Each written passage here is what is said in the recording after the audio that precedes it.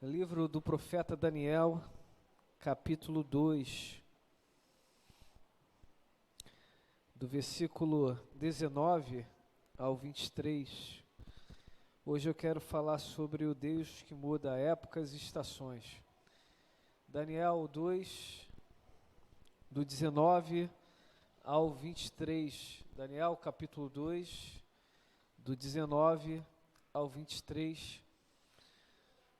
E a temática é o Deus que muda épocas e estações. Então o mistério foi revelado a Daniel de noite, numa visão. Daniel louvou o Deus dos céus e disse: louvado seja o nome de Deus para todo sempre. A sabedoria e o poder a Ele pertencem. Ele muda as épocas e as estações, destrona reis e os estabelece, dá sabedoria aos sábios e conhecimento aos que sabem discernir, revela coisas profundas e ocultas, conhece o que jaz nas trevas e a luz habita com ele. Eu te agradeço, te louvo, ó Deus dos meus antepassados. Tu me destes sabedoria e poder, e me revelaste o que te pedimos, revelaste-nos o sonho do rei, o Deus que muda épocas e estações. Olha, em todos os livros proféticos no Antigo Testamento, nós vemos sempre um quadro, hora de perseguição, hora de grande opressão, até mesmo um quadro de cativeiro. E o caso do profeta Daniel é um quadro de cativeiro. Nabucodonosor, no período de Jeremias, se levantou contra Israel com poder, sitiou a cidade, levou os príncipes, os nobres e todos aqueles que poderiam servir, levou-os para a Babilônia, fez desses escravos cativos, alguns escravos, outros cativos, como no caso de Daniel e seus amigos, que tinham conhecimento, tinham idade, tinham conhecimento, preparação, educação, e ele os colocou no palácio com o propósito de prepará-los para missões que eles poderiam desenvolver. Esses homens foram tratados pelo Senhor de uma forma sobrenatural quando foi oferecido para eles alimentos que eles julgavam. O anjo não desceu para falar com eles que aquele alimento não procedia, mas por uma consciência que eles tinham do Deus de Israel, eles sabiam que apesar do anjo não ter vindo e falado não coma desses alimentos, eles tinham total compreensão que eles eram pessoas separadas e por isso que eles não poderiam se contaminar com aqueles alimentos disponibilizados para a alimentação deles, para o próprio fortalecimento do corpo deles, e eles de forma ousada decidem não se contaminarem com aqueles alimentos e com uma dieta totalmente diferenciada. Eles se mostraram muito mais saudáveis do que aqueles que se submeteram a comer aqueles alimentos que não agradavam ao coração de Deus, pois não estava falando do alimento, mas do propósito que estava por trás do alimento. Um dia, uma experiência de uma pessoa muito íntima, sonhou que tinha numa esquina um despacho, e muito dinheiro nesse despacho, e essa pessoa se dobrava e pegava todos os recursos possíveis daquilo que era uma oferenda. E essa pessoa muito íntima procurou uma outra pessoa espiritual e disse todo esse sonho, e aí essa pessoa espiritual disse: e o que você fez no sonho? Ah, o que eu fiz no sonho foi pegar todo o dinheiro. Mas não te assustou pelo dinheiro ser uma oferenda numa esquina? Não, se Deus abençoar, está abençoado. Posteriormente, se compreenderia o que era aquele significado, o significado daquele sonho. O dinheiro não era o problema. O propósito por trás do dinheiro está numa esquina, em uma oferenda, que era o problema. Comer carne, não há problema comer carne, desde que ela não seja oferecida a ídolos. Então, se for oferecida a ídolos, não coma carne. Não que a carne seja ruim, mas por causa da sua consciência e da consciência daqueles que estão te vendo. Evidentemente que o comer o alimento naquele lugar, não havia o problema em si, ou comer o alimento, mas o propósito que o alimento estava ali sendo apresentado, que estava o problema. Porque para cada entidade babilônica havia uma ração, uma dieta, um menu. E era justamente esse menu, aquela divindade que estava sendo oferecida para aqueles rapazes que estavam sendo preparados para um teste de beleza, de vigor, de sabedoria. Daniel e seus amigos, compreendendo essa realidade, decidem não se contaminarem com aquilo, porque compreendiam pela consciência que já possuíam no Deus de Israel, que aquele propósito não agradava a Deus. Veja bem, quando nós andamos com Deus, às vezes nós queremos respostas óbvias.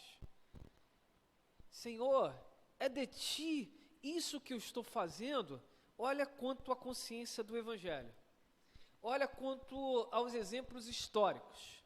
Veja o exemplo de pessoas espirituais. Isso é compatível para a vida de um servo e uma serva de Deus? Não. Então são coisas que não precisamos nem orar. Precisamos simplesmente negar. Dizer não. Não é legal. Olha, se facilitar isso, eu facilito isso. Feche a porta, desvie, siga um novo processo, não se submeta àquilo que não é devido. Eu, na minha infância, passei muito por baixo na roleta, misericórdia, mas passava. Porque, não sei, os pais, as crianças hoje não entendem isso, mas os pais vão entender, e aqui os que têm em torno de 30 anos vão ainda pegar essa época. Então era dado um ticket do ônibus Jardim Noia ou do Santa Terezinha, eram os únicos que davam ticket estudantil, e nós tínhamos que mensalmente nas garagens pegar. Se perdêssemos um mês, perderíamos um ano todo. Em um período, nós não conseguimos pegar da Flores, então só tinha do Santa Terezinha. E aí caiu no esquecimento, mamãe, já não tínhamos o papai, mamãe estava trabalhando, e nós, e filhos, que tínhamos que ir lá, a responsabilidade. E às vezes eu vejo tantas crianças já grandes, marmanjos, não sabem fazer nada, é vergonhoso isso. Adolescente, que querem beijar na boca, mas não sabem fazer nada dentro de casa. Acho que uma coisa poderia ser liberada depois que fizesse. Quer beijar na boca? Então aprenda a arrumar a casa, passar a roupa, assumir suas responsabilidades. Vá lavar sua cueca, sua roupa íntima, menina. E aí depois você pensa nisso. Nós tínhamos menos coisas, mas parece que a nossa geração tinha um peso de responsabilidade. Alguns casos até demasiado, mas havia um peso de responsabilidade. Então nós íamos lá. E por uma questão nossa, nós esquecemos da data, tanto eu quanto meu irmão Leonardo, e nós ficamos um ano inteiro sem o ticket. Então o que acontecia? Tinha uma trocadora abençoada. Quando não tinha fiscal no ônibus, os motoristas deixavam-nos passar pela frente, porque sabiam já até da nossa rota. O ônibus, eu nem sei se tem horário aí da Claudinha os ônibus? Na minha época era o horário certinho, assim, se perdesse, meu irmão, abraça.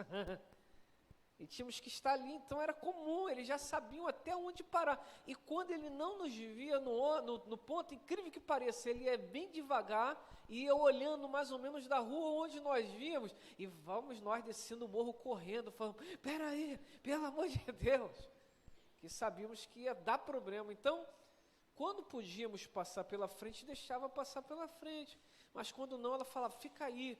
E era comum, era terrível, porque todo mundo ficava antes da roleta. Os fiscais do ônibus que ficavam estressados, mas nós não tínhamos dinheiro. E tinha uma trocadora aqui, uma mãezona. E ela, quando passava em alguns pontos, Claudinha, esquece esses comentários, esses testemunhos. E ela falava, passa por baixo, passa por baixo, passa por baixo. E nós tínhamos uma prática absurda, era coisa de segundos, a gente estava do outro lado. Né, rápido, era uma coisa. E aí, aos 15 anos, Deus abriu a porta, a minha carteira foi assinada, aos 15 anos de idade. E eu passei a ganhar o vale transporte da empresa. Então, quando ela soube que eu passei a ganhar o vale transporte da empresa, era comum eu chegar para ela para dar o vale transporte, mas ela dizia, passa por baixo. Mas ela, gente finíssima, boníssima. E nas primeiras semanas eu fiquei sem graça, passar por baixo. Aí tentei mudar o horário, mas não dava o horário. Aí eu mudei o trajeto. Mas por que mudei o trajeto? Porque ela foi errada comigo? Não, porque a minha consciência dizia que antes eu passava por baixo porque não tinha dinheiro. Mas a partir do momento que eu recebi aquele vale transporte, eu não poderia mais passar por baixo. Eu tinha 15 anos.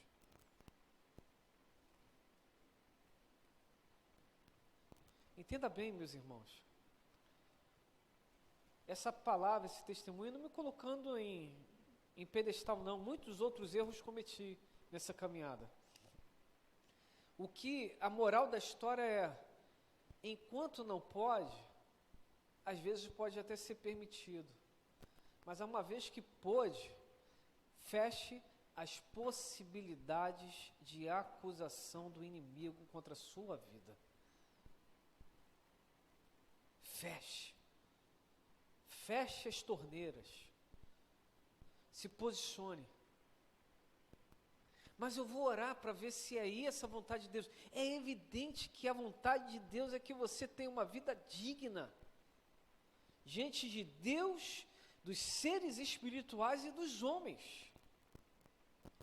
Então, o que cabe a você fazer, faça imediatamente. Por quê? Porque à medida em que você vai tomando posições, digo eu, não a Bíblia, mas é a compreensão que eu tenho quanto o Evangelho e a Bíblia, parece que à medida em que vamos decidindo, tomando determinadas posições, coisas extraordinárias vão acontecendo. Tropecei. Eu não posso de forma alguma subtrair isso, eu preciso ser sincero, eu preciso demonstrar o meu real arrependimento diante de Deus, porque arrependimento, o que gera depois do arrependimento é perdão, mas enquanto não houver um arrependimento, uma confissão, há um peso, e por mais que entreguemos tempo, por mais que demandemos estações, mas aquilo ali vai ser sempre uma brecha, uma legalidade, para que em tempo haja um apontamento dizendo, está vendo, mas a sua consciência te diz isso, a tua vida te disse isso, você precisa colocar as coisas nos devidos lugares.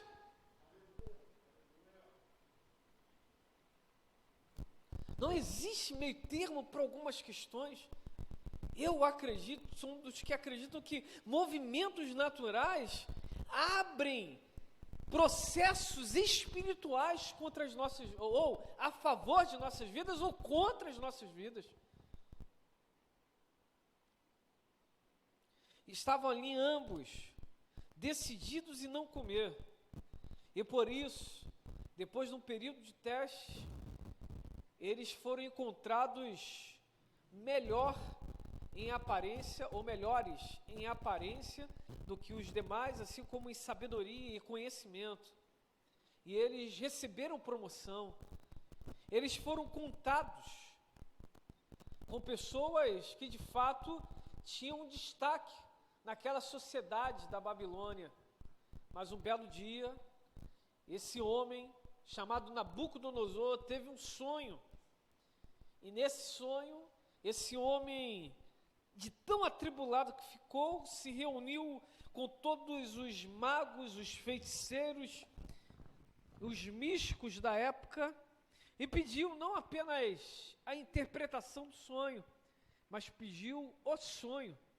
Ele não queria saber a interpretação. Há de convir que existem muitos pseudos espirituais ou místicos, que falam assim: conta aí o que você passou. Aí você conta o que passou, o que sonhou, o que viu. Aí a pessoa diz: ah, isso significa isso, isso significa aquilo. Mas veja bem, esse homem já estava experimentado. Ele entendia que aquele sonho não era um sonho comum. Então ele não queria saber da interpretação daquele sonho, mas ele queria saber antes da interpretação o próprio sonho. Eu não sei você, mas eu quando sonho, minha esposa não sabe que eu sonhei. E você? É algo próprio, algo íntimo. Aquele homem estava convencido que aquele sonho vinha de uma divindade. E se aqueles homens eram conhecedores íntimos da divindade, eles deveriam não saber apenas a interpretação do sonho, porque qualquer um conta qualquer coisa, mas eles deveriam demonstrar intimidade com aquela divindade, dizendo o sonho que aquela divindade havia dado. Era assim uma situação difícil, uma situação complicadíssima. Não era algo fácil.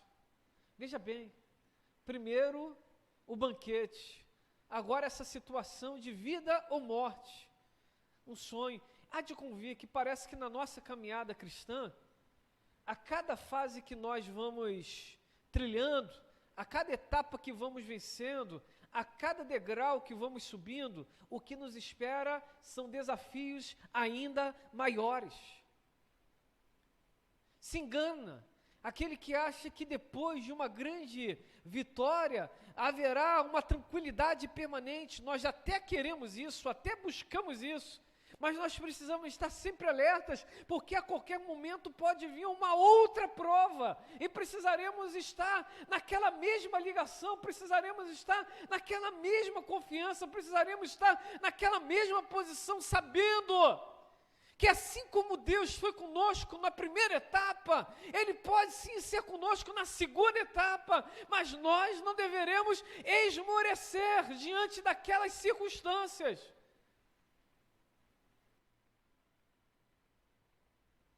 Um desafio maior se apresentou, mas estavam firmes. Ele, Daniel, estava firme diretamente no capítulo 2. E por mais que estivesse a ponto de morrer, juntamente com aqueles outros homens, ele ousadamente compreende que ele precisava de um tempo, porque o Deus de Israel daria a devida resposta para ele. Algumas coisas aqui se destacam, e eu penso que vale a pena pontuá-las. Primeiro, em uma situação dificílima, Daniel compreendeu que Deus poderia dar a devida resposta. Às vezes nós estamos vivendo momentos caóticos na nossa vida, mas quando olhamos para o nosso coração, nem nós mesmos acreditamos no devido livramento. Nem nós mesmos acreditamos na devida resposta. Daniel nos ensina que em inúmeros momentos nós precisamos confiar contra a razão e esperar mesmo contra as circunstâncias. Aguardar o tempo do Senhor, porque Ele certamente virá sobre as nossas vidas. Nós não seremos contados com aqueles que não servem ao Senhor. Há um tratamento especial, há um cuidado especial, há uma atenção especial, há uma provisão especial, há um livramento especial, há um tratamento especial, existe uma intimidade diferenciada. Filho é filho. Filho chega na cama do pai, se deita na cama dos pais, ainda que nós não gostemos às vezes, mas eles vão lá, dobram, se deitam, dormem, até babam na nossa cama. Filho tem esse acesso, mas aquele que não é filho não tem acesso. Logo, aquele que serve a Deus tem sim acessos especiais, tem acessos a tesouros ainda escondidos, próprios para aqueles que temem e servem ao Senhor, para aqueles que, como na peça, priorizam o reino. O quanto eu vou receber de Deus, o quanto eu estou me dando para Ele. O quanto você quer, é o tanto quanto você vai receber, é o tanto quanto você está dando. O quanto você quer de intimidade com Deus, é o quanto você então está se entregando para Deus. Daniel estava convencido que o Deus dos céus daria aquela resposta para ele. E aconteceu de fato, que se primeiro nós precisamos confiar, mesmo contra às vezes a razão, confiar que Deus está no controle. Segundo ponto, nós precisamos entender que o nosso Deus, de fato, cuida de todos nós de uma forma muito especial. Muito especial. Você pode estar triste, abatido por inúmeras circunstâncias que você esteja vivendo, mas olha, o nosso Deus, Ele não nos dá apenas a interpretação do sonho, Ele nos dá também o sonho. Ele nos dá o sonho. O que está no coração daquele homem? Deus dá, Deus pode dar. Deus pode trazer a palavra certa aos seus lábios. Eu tenho acreditado muito no tempo de aceleração. Elias, na unção de Deus, consegue correr mais rápido do que Acabe e seu cavalo. Olha, às vezes o que nos falta é estar no time de Deus, no centro da vontade de Deus, porque eu vejo esse tempo como um tempo de muita aceleração. Se nós estivermos no centro da vontade de Deus, coisas acontecendo com uma rapidez inimaginável. Inimaginável.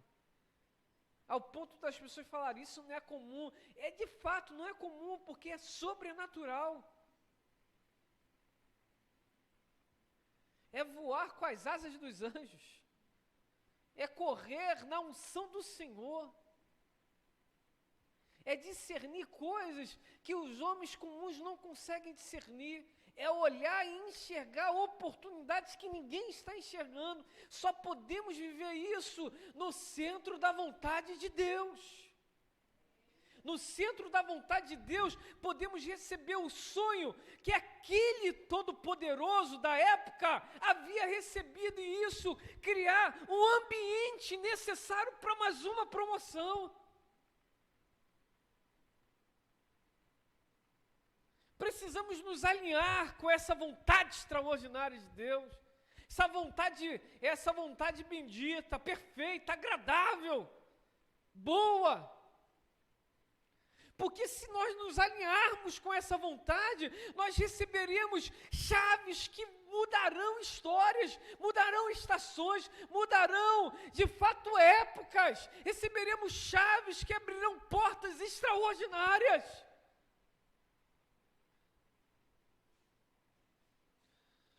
O Espírito Santo tem ministrado muito no meu coração sobre palavras que mudam estações.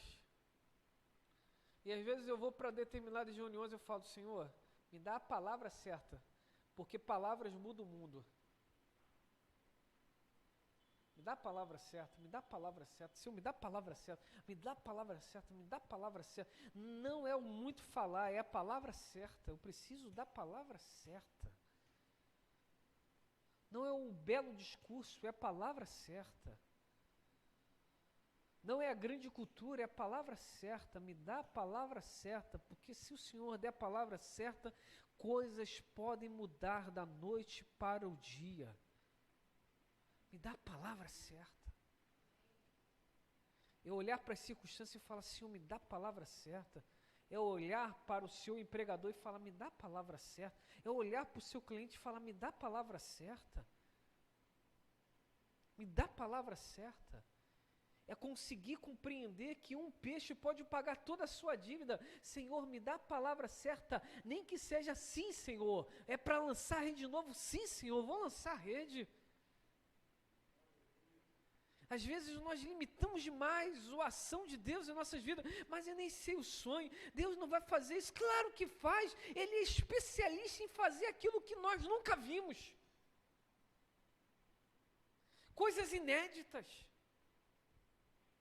eu nunca vi isso, então é isso que Deus pode fazer, e se Ele quiser, Ele vai fazer, eu creio nisso, eu acredito nisso, não há nenhum outro relato bíblico de uma estação, de um tempo em que Deus se revela para o servo dizendo, eu não vou te dizer apenas a interpretação, eu vou te dizer o sonho, eu vou te dar a chave que chega ao coração daquele homem poderoso, eu vou te dar a palavra certa que vai abrir as comportas de bênção sobre a sua vida, eu vou te abrir os acessos diretamente ao dono do palácio, ao imperador, você vai estar diante dos grandes, você vai estar diante daqueles que têm autoridade para liberar vida ou tirar vida de outros homens, você vai estar diante de grandes homens, mas eu te darei a palavra certa, eu vou te dar o sonho, aquilo que toca o coração daquele homem, aquilo que mexe com a mente daquele homem, aquilo que mexerá com a estrutura daquele homem. Mas eram judeus, eram cativos, mas Deus estava dizendo, eu vou te dar o sonho. Deus dá o sonho para aquele homem, para Daniel, e um sonho, olha que coisa maravilhosa. Terceiro, por mais que você esteja vivendo problema, eu preciso aprender essa verdade também, mas eu estou colocando todos os dias, sabe, diante do Senhor. Ano passado eu recebi uma certa posição de médico, aí ela virou para mim e falou assim, ó, para você dormir você vai ter que tomar esse remédio, fora esses outros remédios que você vai ter que passar a tomar. Aí eu tomei a primeira vez aquele remédio, em vez de me fazer bem, aquele remédio me deixou mais agitado, e eu não consegui dormir, mas no outro dia eu estava sonolento, e aí eu percebi que aquilo tem que tomar antes, para quando chegar no momento de dormir, eu já estar com o meu corpo desligando, para eu conseguir dormir. Aí eu falei com o meu Senhor, falei, Senhor, longe de mim querer determinar certas coisas, mas por favor, Senhor, me permita dormir sem precisar tomar esse remédio. Me ajuda, Senhor, a dormir sem precisar tomar esse remédio. Eu preciso ter um bom sono, é necessário dormir, eu preciso ter as horas devidas para um sono restaurador, mas as coisas às vezes vêm à mente, e o que eu tenho que fazer? Eu preciso entrar em oração e dizer, Senhor, eu preciso, Senhor, eu não estou pedindo uma coisa sobrenatural, eu estou pedindo algo que é necessário para a sobrevivência humana, e dormir é algo necessário, eu preciso desligar, eu preciso descansar.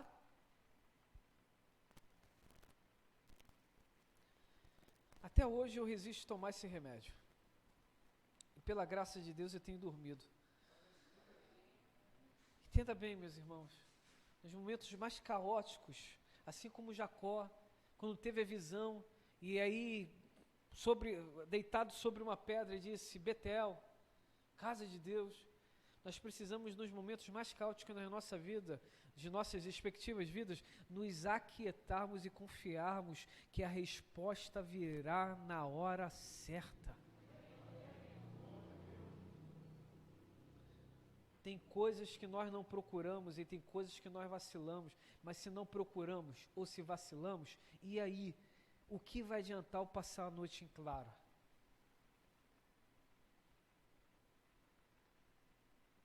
Interessante que quando Jacó dormiu, ele teve um sonho dos anjos que subiam e os anjos que desciam. Interessante que quando Daniel dormiu, ele teve a revelação do sonho e da interpretação. Salmo 46 diz que quando nós nos aquietamos, Deus está agindo. Salmo 27 diz que é inútil acordarmos de madrugada e comermos o pão de dores, porque aos seus amados dá, enquanto... Pode ficar melhor isso, né? Enquanto dormem. É bem verdade que o verbo no hebraico, dormir ali, está dizendo um verbo no relaxar. Não é o dormir, porque tem muita gente que usa também, tem que agir e fica vacilando. Eu vou fazer o quê? Age, meu irmão. Vai esperar o quê? Cai dentro, faz a coisa acontecer também. Ora como se tudo estivesse dependendo de Deus e trabalhe como se tudo estivesse dependendo de você. Então cai dentro, trabalha, faz a coisa acontecer naquilo que é devido você fazer. Mas confie que Deus está no controle e está dando as respostas no momento certo. Mas aqui a conotação é, quando eu relaxo no Senhor, as respostas começam a vir sobre a minha vida. Olha, não sei você, mas às vezes a gente tem que aprender com Cristo. No meio de uma tempestade, está dormindo no meio do barco, no meio da tempestade, no meio do mar. A gente tem que andar mais com Jesus. Eu me incluo nessa. A tempestade está terrível, está complicada, então durma. Eu sei que tem alguns irmãos que estão levando tanta fé que estão até dormindo. Brincadeira com vocês, eu prefiro vocês dormindo aqui do que em casa. Só para vocês acordarem. Descanse, meu irmão. Não dá para levar a carga desmedida sobre as nossas cargas, nas nossas vidas. Eu tenho filhos bem pequenos e eu vejo algumas celeumas de paz.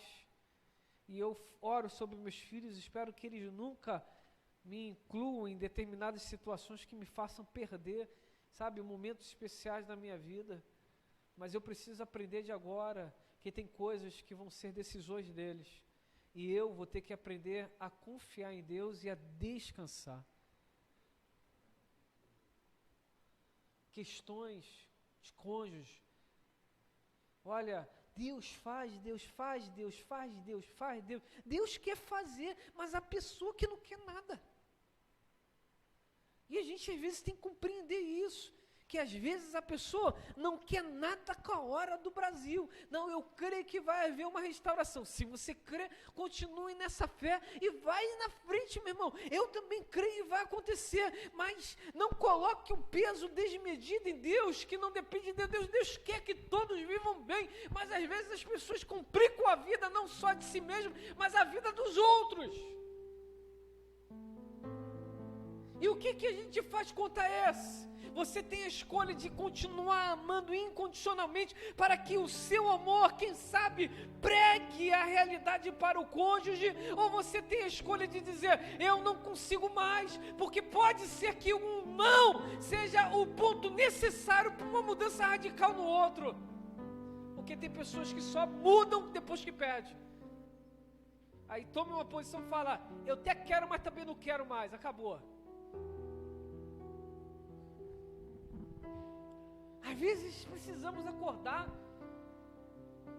e tomar umas pancadas de humanidade, de espiritualidade, e compreendemos que precisamos descansar, e esse descansar inclusive tomando as decisões certas nas horas certas. É ou não é? É, então é. E não é, não é, não é. Acabou, vamos embora, segue o fluxo. Termino. Mas como quarto, ele muda tempos e estações, épocas e estações. Daniel estava recebendo uma revelação de um tempo que não se limitava à realidade que ele estava vivendo, mas queria transcender épocas futuras, anos futuros. O que Deus fez na vida de Daniel naquele momento foi revelar o futuro. Que Deus poderoso, meu irmão. Eu olho isso e falo, meu Deus, que coisa. Quando eu olho o livros proféticos eu vejo Deus em todo o tempo fazendo isso, revelando aquilo que ainda nem aconteceu e mostrando-nos o caminho que vai acontecer, da forma que vai acontecer e a maneira como nós deveremos nos portar de quando aquilo acontecer. Quantas pessoas às vezes procuram dizendo: eu tive sonho assim, assim, assim, e o sonho acontece daquela forma. O que foi isso? Deus preparando o nosso coração, Deus direcionando o nosso caminho, Deus dando as devidas direções daquilo que nós deveremos fazer. Ele muda tempos, Ele muda épocas. Tem épocas de guerras, mas Ele pode mudar para uma época de paz. O interessante de andar com Deus é ter essa compreensão que a qualquer momento tudo pode mudar. A qualquer momento tudo pode mudar, tudo pode mudar, tudo pode mudar, tudo.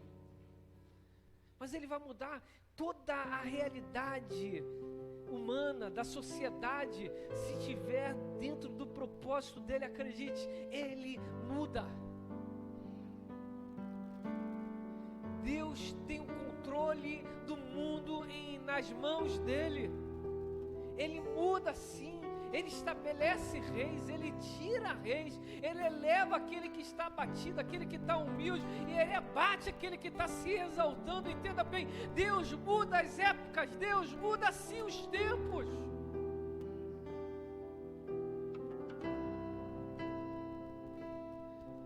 Mas é aquele que também muda as estações, e todas as vezes que falamos de estações, falamos ali de verão, inverno, outono, primavera. Acertei? Tá, é isso aí, todos esses. Tudo tem um reloginho ali, tudo está ali devidamente cronometrado no relógio de Deus. Alguns chamam de mãe natureza, eu chamo de Deus Todo-Poderoso. Eu vou dar nome mãe natureza, que é Deus. Pronto, acabou. Eu sou ateu, o problema é teu, né? Até rimou. Mas eu sou crente, então é Deus, acabou. É Deus, é relógio de Deus. Mas olha que coisa especial. Aí digo eu, nós podemos estar vivendo um grande inverno na nossa vida, mas o verão pode vir a qualquer momento. Salmo 30, o choro pode durar uma noite, mas a alegria vem ao amanhecer.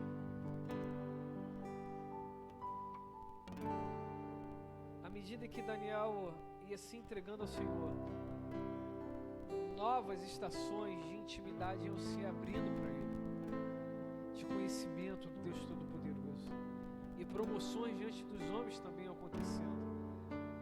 Porque olha que coisa, mais uma coisa maravilhosa, não dá para esconder uma luz no meio de uma escuridão. Se acendeu a luz, ela vai ser visível a todos. Aleluia. Aleluia. Não é Daniel que está se promovendo, é Deus que está o promovendo. Basta que uma lamparina seja acesa em um breu terrível, e a quilômetros de distância vão ver um feixe de luz e saberão que alguma coisa diferente está acontecendo. Alguma coisa está acontecendo.